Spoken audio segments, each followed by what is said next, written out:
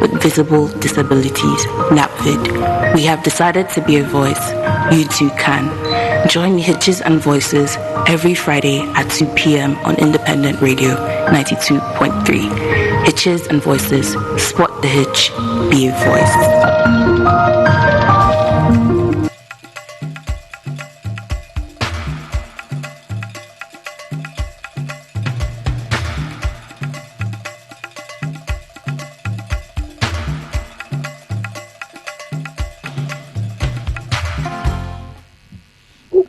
A good afternoon to all. Welcome to Hitches and Voices.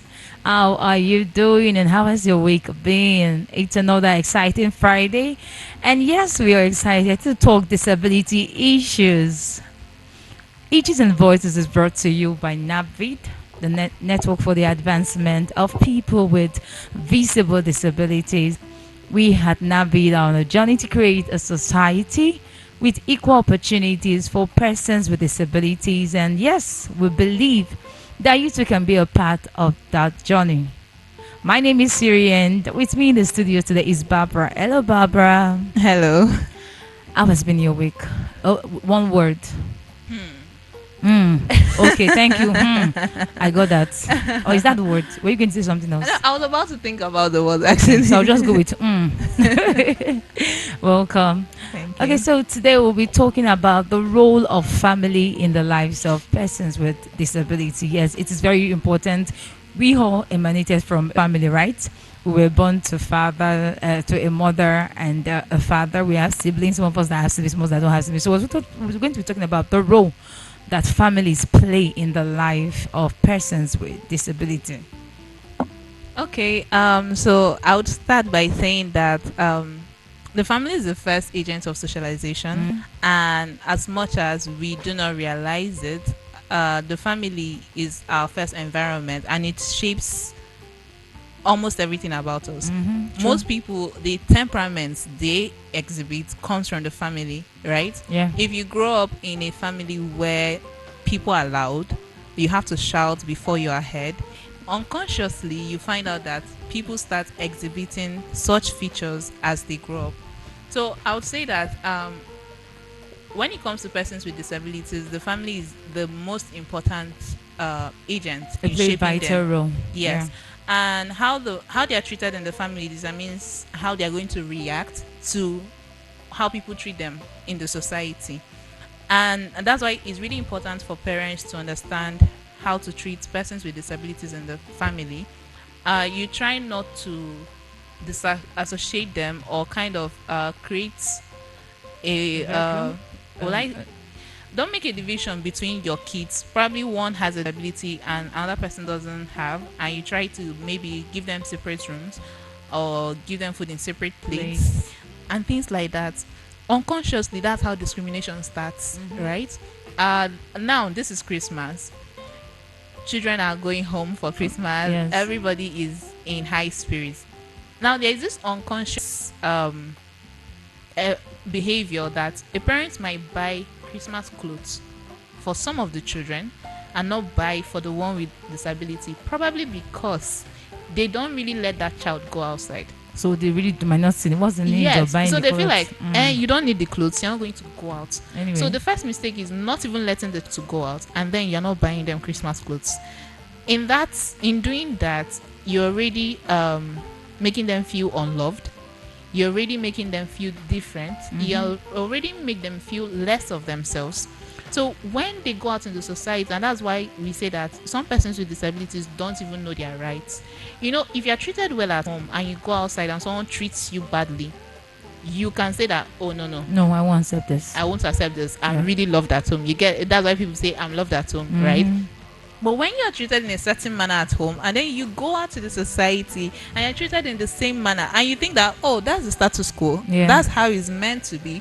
Because whatever happens outside, we compare it to our first experience, and our first experience starts in the family. So I think the family has a really vital role in shaping the lives of persons with disabilities. Yes. Okay, before we go on, Barbara, thank you. So we're going to listen to an excerpt from the RACL. Of course, you know we celebrated the International Day of Persons with Disability is this month, so we're still celebrating it. So we're going to take an excerpt from during the panel discussion from the administrative magistrate of the chief courts in Anambra State in the person of his worship Ifeyiwa Nasaya Okoye. She was talking about the role of parent, and I feel like we should all listen to this. How can PWDs be empowered to take leadership roles in advancing their rights? First and foremost, the family institution has a very vital role to play. The truth is that many giants are suppressed at the family level. When you don't have a supportive family, you kill. With regards to how can PWDs be empowered, I've talked about positioning yourself to be empowered. You have to position yourself. You have to improve yourself. You're not going to be employed simply because you're a person living with disability. You have to improve yourself. You have to make the choice of improving yourself. I always don't make the mistake of leaving out the word choice in everything that I say. Life is a choice.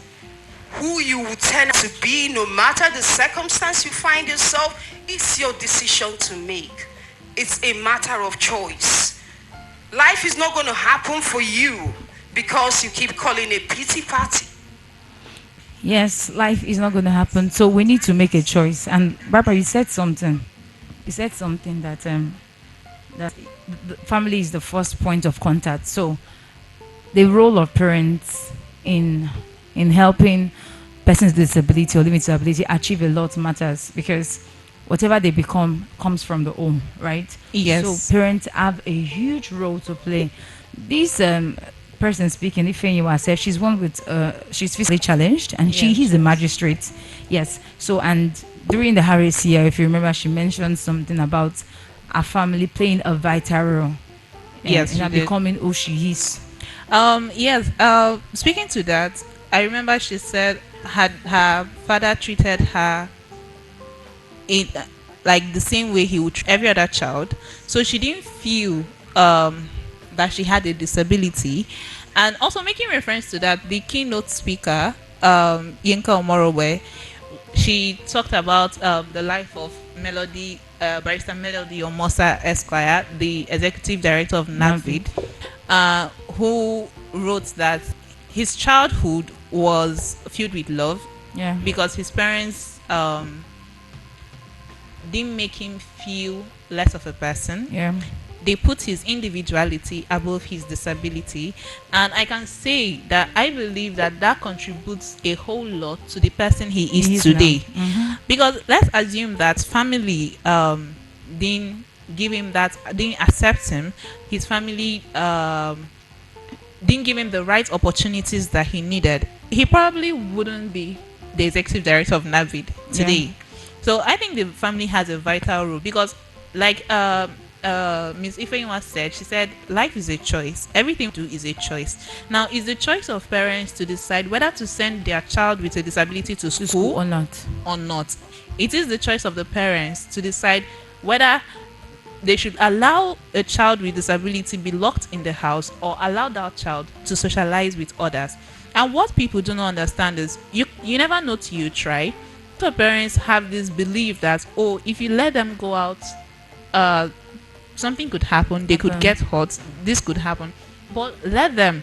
They are individuals, and one people with disabilities can be independent, because there are a lot of parents that wouldn't even let their children sweep the house because they have a disability. They can't let them clean, they can't let them wash their clothes. They didn't even let them try. Yes, and sometimes they really do want to try. Yes, they really do want to try, but they just don't get that opportunity to do those things. So I think the family has a really vital role to play in the lives of persons with disabilities. Okay, let's take this excerpt from the speech. PWDs be empowered in advancing their rights. First and foremost, the family institution has a very vital role to play. The truth is that many giants are suppressed at the family level. When you don't have a supportive family, you kill the morale. With regards to how can PWDs be empowered, I've talked about position. Yes, giants are killed even right before they even try or even venture into the world. So, Barbara, what you said about Barrister Melody? Yes, I was also, of course, we all had Aris here, and Professor Yinka Omoribe used boss. Yes, he's my boss. Barrister Melody as a case study, as an Yes. example, and he spoke about that if his family had not supported him, given him the right support. Also for Kingsley, oftentimes whenever we're on air, he talks about his mom taking him to school, helping him to be who he is. Yeah. So it is very important. Now, not just when we said family, oftentimes we mostly talk about just parents, siblings. It is also very important because sometimes the parents might not be at home and you're with your siblings. So you as a sibling listening to me, how do you treat your brother or sister with a disability? Yeah. Do you get? Yeah. So it's funny because they are with you at home. The next thing you're doing is maybe, for example, let's use one with visual impairment. Yeah. They're at home with you and you know they might need one to have one or two things, and the next thing you're out. You don't even take permission that I'm coming home. Then the person is just like calling your name, calling you. You're not even there. Do you get? Yeah. So I feel like it is important for us to be intentional about it. So you get, it's a disability, it is not a disease, right? But still at that, we should make intentions. If we're there, we should be there. Yeah, that's true. So when we talk about siblings, I think that's really important. I feel like a lot of people grow up the kind of people they grow up to be is largely influenced by the kind of relationships they had with their siblings growing up, True. right? As someone in growing up in a family with a disability, I think there is always that tendency that your siblings might not really be proud of you. Yes.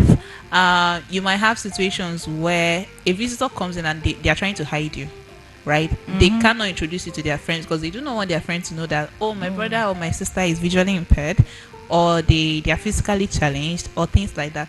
And sometimes we don't know, but these things affect the individual. It would reduce their self-esteem. It would also influence how they see themselves and how they interact with people. So you find out that they grow up having this will I say what is it called again, imposter syndrome, right? When they think that they are not enough, Yeah. so they're always trying to shy away from society. They're always scared to try out things.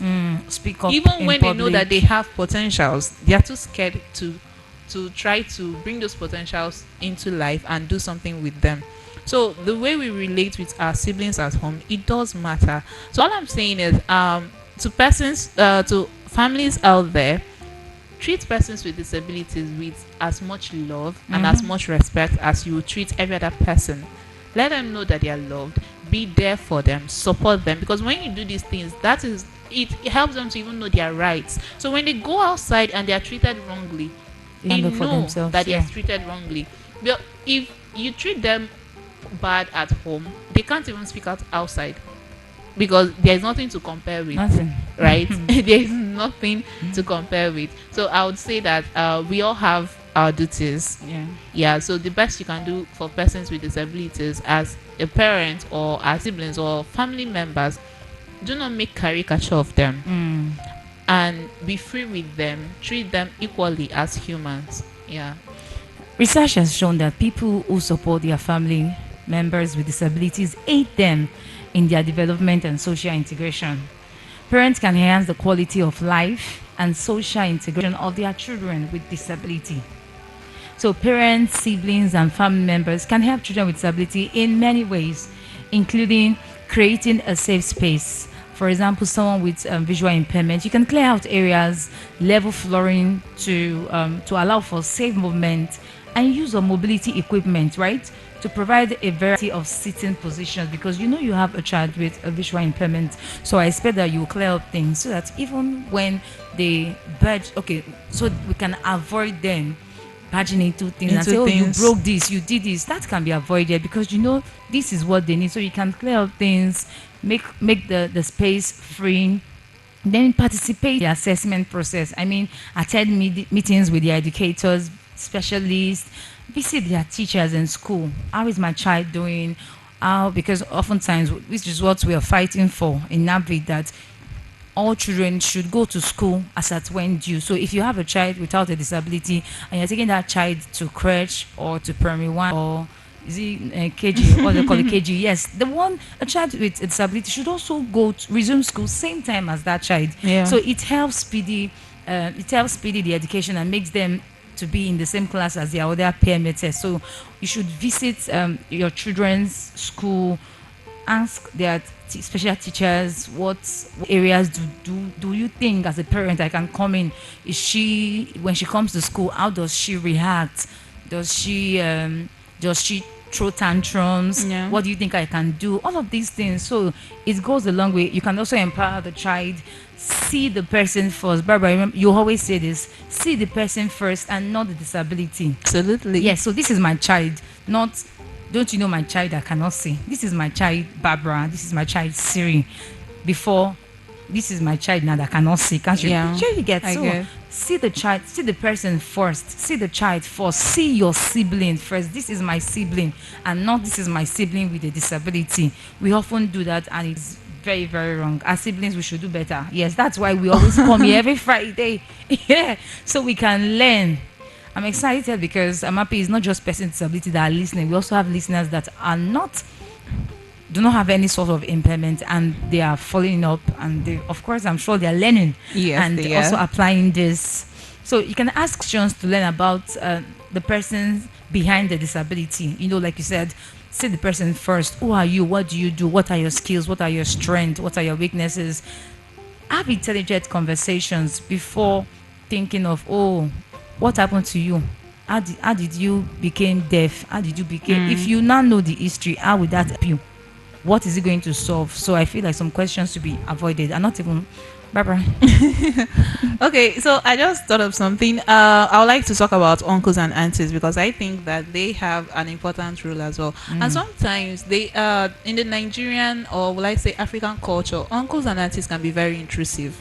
I don't think they respect privacy. I'm not saying that they shouldn't be part of a child's life when they are their uncle or auntie, but you should have goodwill and you don't just open your mouth and say anything. I've seen a lot of uncles and aunties, even the ones they display in Nollywood, that will come and ask you, when are you getting married? Or why are you this fat? Why are you this slim? You're not eating. So now when it comes with persons with disabilities, because you're their uncle or their auntie doesn't mean you should just throw words at them. And then you see some of them encouraging parents to lock the child up, that what do you think people will say when you bring this child out? And that is really unfair. Now, for the parents, I would like to talk about interest, because I feel like some of them are not really interested in whatever is going on in that child's life because they feel you are a burden. Now, you find out that you see a child and all you can see is the person's disability. To some parents, you've not tried to sit down with this child and have an honest conversation. What do you love to do? And get to know your child. You know, for parents, they know the capabilities of each child. There are some parents that you call and you say, one of your children fought. They already know. They are telling you, is this one or that one? You get. And that is what happens when you have parents who are interested. So the same interest you show in the other kids, show it to the child with a disability. Because he or she has any form of impairment doesn't mean that they are not humans. It doesn't mean they don't have dreams.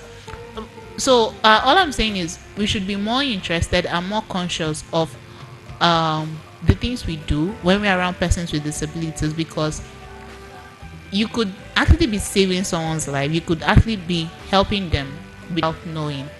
So that is it. Thank you. So we can also encourage decision making to promote independence, because of course we want them to be independent. Let them take decisions. What do you think? Because like you said, what do you think? What do you want to do? Yeah. What do you want to become? What do you want to study? Do you want to learn any skill? So let them take decisions. Don't say because they have they have some sort of impairment, you not say, oh no, I don't really think you can take decision. It is an impairment. It does not affect the brain, right? Yeah. It does not affect decision making. So I think it's high time we start giving them room. Take decision. What do you think? What do you want to do? Is this what you want to do? Then if it's okay, yes, we're parents, we're there to guide them, right? Yeah. Then you support it, but not you imposing that. No, you cannot decide now. What do you know? Let me help you. This is what you do. This is what you do. It's not so good. And I also like to say, mothers and fathers, as you're using broom to measure one child's leg, please measure the other person's leg. Abi? Everybody needs Christmas shoes. Yes. Nobody should be left out of the joy of Christmas. We can also create consistent routines like sit down, talk, family hangouts, promote disability inclusivity. Yes, and that starts with the family, with the siblings. Whatever you project is what your children will also project. So if you have a child with disability and you have others with disability, how inclusive you are would show in how your other children also reach out or treat people with disability when they meet them, because their parents are like our heroes. We grow up to be what they are. So parents, what are you, or how are you? What are you giving out there? What are you dishing out there? Because these children, they are looking out and they're looking at everything. So educating others, being kind and compassionate, encouraging friendships, very important. Let them have friends. Let it's friends, right? So stop saying no, you cannot have friends. Stay indoor. Mommy, I want to go out and play. No, you cannot play now. Let them play, let them have fun. They are children, even as adults. Yes, it's my friend. Okay, can I meet your friend? Can I know your friend?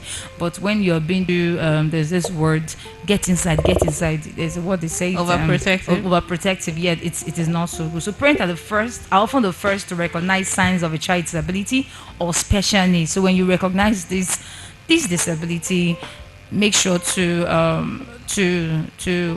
provide support to the children. Most importantly, I'll say, if you recognize any form of disability in your child, please try to get medical treatment. Sometimes these things are preventable. Yes. A child might be having eye problem, because you do not notice it on time. It develops into something else and the child goes blind. Yeah. So pay attention to your children and do not ignore any signs that you see. We're signing up today. Do well to join us next week, Friday, same time. If you spot a itch, don't ignore it. Speak up. Of any sort of injustice, violence, stigmatization, inhuman treatment towards persons with disability. If you love what we do and you want to sponsor or be partner with us, you can contact us at 34 Arosa Street off Sopomba, Benin City. You can also follow us on all our social media platforms: Instagram, official_NAVID, Facebook, NAVID, X at NAVID Nigeria. You can also check us out on our website, www.navid.org. You can also call us on 091 360 73671. Spot the itch, be a voice.